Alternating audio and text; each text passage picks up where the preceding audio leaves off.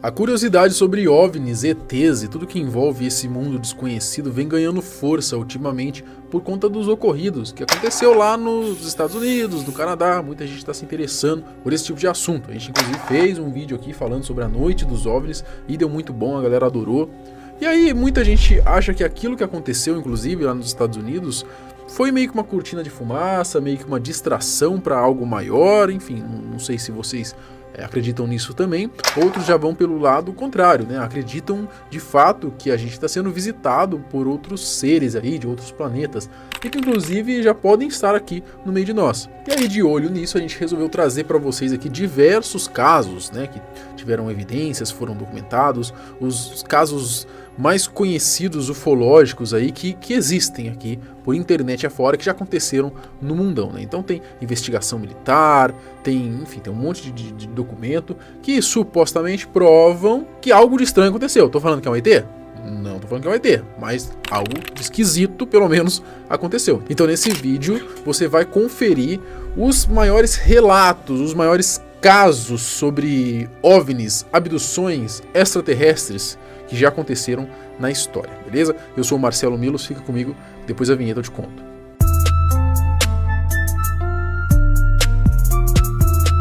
Abdução confirmada.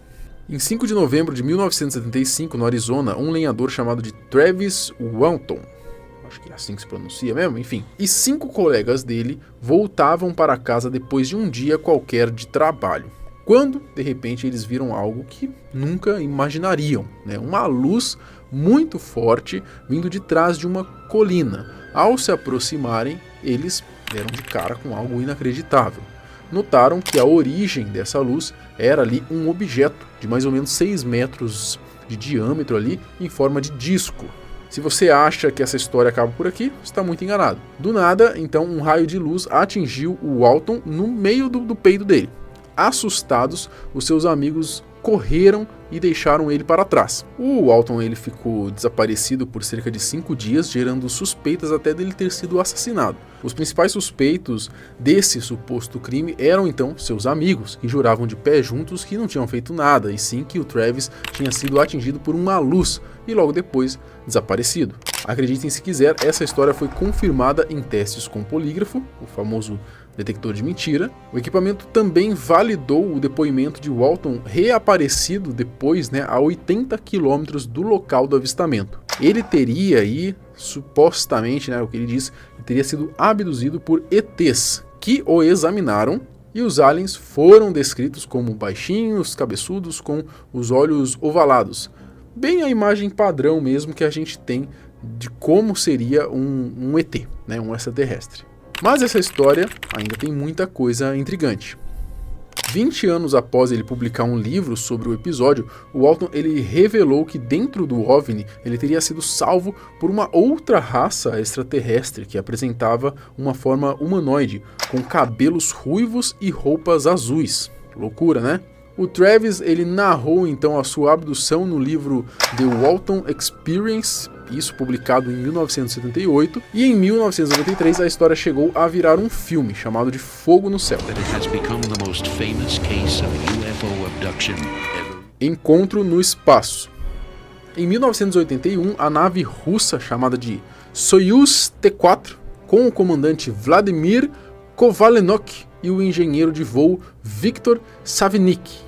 Eles estavam a bordo dessa nave, chegaram à estação orbital soviética, a Salyut 6, para uma missão. Eles estavam lá nessa estação então. E aí tudo estava tranquilo, indo conforme o planejado, até que 2 meses após eles chegarem ao local, o suposto encontro ocorreu. Os cosmonautas tiveram um contato visual não só com um OVNI esférico de mais ou menos 8 metros de diâmetro, mas eles também viram que a nave estava sendo tripulada por 3 extraterrestres. Olha que bizarrice isso daí. O caso foi revelado pelo tenente-general Beregovoy em uma reunião com líderes cientistas e ufólogos soviéticos. Há relatos que esses cosmonautas eles teriam feito até um vídeo de 45 minutos aí dissecando o ocorrido, no qual se veem os aliens fora do OVNI, mas esse tal vídeo permanece secreto até hoje. Segundo os caras ainda, eles teriam começado o contato, mas foram proibidos de ficar trocando ideia com os meros terráqueos. Aparição no norte brasileiro. De 1977 a 78, mais ou menos, né, alguns dizem que até antes, tiveram eventos tão misteriosos no Pará que a Força Aérea Brasileira montou uma operação para poder investigar esses fenômenos relatados pela população. É dito, inclusive, galera, que essa operação, que foi chamada posteriormente de Operação Prato, foi a maior operação ufológica da história do Brasil e, quiçá, do mundo inteiro. Sabe? Tantos militares e tantos documentos e tantas testemunhas oculares também, né? Que tiveram, tipo, de várias cidades diferentes relatando a mesma coisa. E a parada foi mais ou menos o seguinte, né? Os moradores da região ali de Ilha de Colares e outras cidades ali próximas, eles começaram a avistar luzes estranhas no céu, né? Só que mais do que isso, né? Essas aparições, elas não seriam nada amigáveis, né? Elas praticamente atacavam as pessoas. E aí você vai entendendo onde vai indo aí essa loucura, né? Essas luzes, elas, quando atingiam as pessoas, elas levavam essas pessoas a ficarem paralisadas, né? E elas começavam a ficar fracas, elas não conseguiam reagir. E posteriormente apareciam então queimaduras na pele dessas pessoas na região onde foi apontado então essa luz. E o que eles diziam é que essas luzes chupavam o sangue das pessoas. Olha, eu conheço um amigo meu, o senhor Newton. Ele foi chupado, né, pelo chupa-chupa.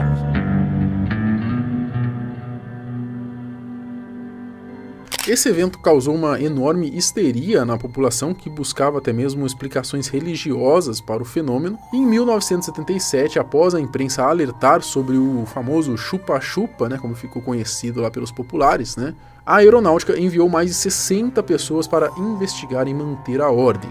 E daí, para surpresa de quem achava que era só mais uma historinha mentirosa sobre alienígenas, durante 4 meses os militares da Operação Prato testemunharam os mesmos fenômenos relatados pela população. Os documentos liberados pelo governo não são nada conclusivos, mas eles atestam as informações que o capitão Irangê Holanda Lima, ele foi líder da operação, ele revelou numa entrevista isso anos depois, em 1997. E de acordo com essa entrevista dele, né, todos os militares teriam testemunhado naves de vários formatos e tamanhos, né, algumas inclusive com dezenas de metros de diâmetro. A história fica ainda mais obscura quando se sabe aí que o Holanda Lima ele cometeu suicídio 2 meses depois dessa entrevista. E aí entra aí as teorias da conspiração, né?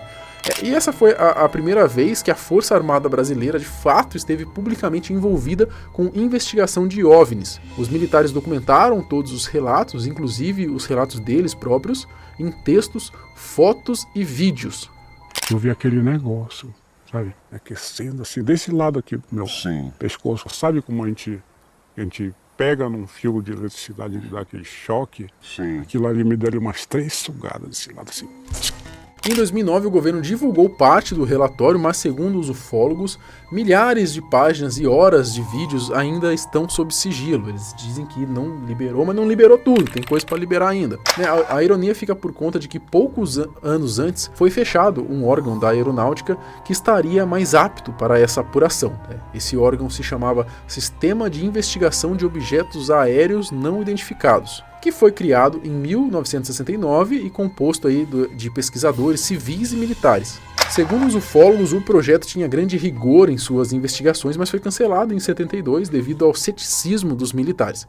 Desde então, o Brasil não teve nenhum órgão oficial para investigar os UFOs, né? E sempre sobra aí para a FAB acabar fazendo isso mesmo. Enfim, eu fiz um vídeo bem completo falando sobre tudo isso, com muito mais informação, muito mais evidência. De fato é um vídeo para refletir mesmo, fazer explodir a cabeça. Eu vou deixar o vídeo aqui, se vocês querem se aprofundar nessa história, vou deixar o link aqui na descrição, tá? Vocês procuram aí, ou vou deixar também o card aqui no final do vídeo. Então, terminando esse vídeo, vocês clicam no cardzinho aí e vão assistir esse caso sobre a Operação Prato, que ficou muito bom esse vídeo. Perseguição aérea. Isso aconteceu em 1976, né, em uma das regiões com mais avistamentos de OVNIs no mundo, que reúne casos impressionantes, como esse que eu vou contar agora. Moradores de Teherã, que fica lá no Irã, alertaram a Força Aérea Iraniana, a FAI, de que um OVNI estava sobrevoando a cidade. Em primeiro momento, os oficiais acreditaram que se tratava de Vênus e que o que para a região ali era algo meio que comum. Só que o problema era que os relatos não paravam de chegar. Chegou uma hora que eles deixaram a preguiça de lado e foram averiguar. Eles investigaram o que havia no céu e notaram que o objeto era maior e mais brilhante do que o planeta. Logo, as autoridades tomaram uma atitude. Então, eles enviaram ali um caça, o F-4 Phantom, foi enviado para poder interceptar esse UFO. O avião decolou da base aérea de Cherokee, a mais de 280 quilômetros da capital. No meio do caminho, esse caça ele apresentou falhas no sistema de comunicação e nos instrumentos de voo. O piloto então teve que retornar para a base, só que essa caça estava longe de acabar.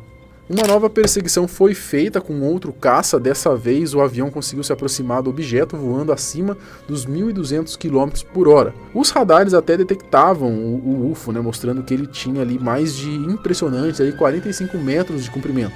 E segundo o piloto Jafari, o objeto tinha luzes coloridas que se alinhavam em forma de triângulo. Jafari viu um pequeno objeto sair de dentro do OVNI e se aproximar do caça a toda a velocidade. Obviamente o cara entrou em choque, né? Quem que não entraria. Então ele até tentou lançar um míssil, mas o painel de armamento falhou, prejudicando a comunicação com a base. O piloto fez uma manobra ousada, só que o objeto estranho acabou retornando para a nave-mãe, né? E acelerou e sumiu de vista. Esse caso ficou tão conhecido que, além do relatório oficial, o caso ele foi documentado pela Agência de Inteligência de Defesa dos Estados Unidos, que notificou a Casa Branca e a CIA. E em 1994, um piloto iraniano declarou que o UFO teria subido 10 mil metros de altitude em velocidade de 24 mil km por hora. Só para vocês terem ideia da diferença, o F-4 Phantom, que foi ali tentar caçar esse OVNI, ele chegava no máximo a 2.370 km por hora. Então aí complica ganhar desses ETs, né? Não tem como. Mas aí, vocês conheciam alguma dessas histórias? Comenta aqui embaixo. E aí, se vocês gostaram de alguma que a gente não fez um vídeo ainda específico só falando dele, comenta aqui também, que daí a gente traz um vídeo só falando do caso, tá? E aproveito para deixar a indicação para vocês aqui assistirem o caso da Operação Prato, que ficou muito bom também, vou deixar aqui no final, beleza? A gente se vê no próximo vídeo, falou!